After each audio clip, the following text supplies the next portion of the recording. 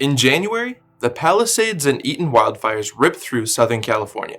The flames burnt through 37,000 acres while claiming more than 16,000 structures. With an estimated damage cost between $250 billion and $275 billion, the fires are among the most destructive in California's history. But only half a year later, ABB and Cosmic Building are looking to rebuild the area with sustainable, affordable housing. Cosmic Building, a construction technology company, uses AI-driven end-to-end software to run mobile robotic microfactories. At the heart of its newest microfactory in Pacific Palisades are ABB's IRB 6710 robots and RobotStudio digital twin software, both of which are integrated into Cosmic's Workstation cell and AI-driven building information model.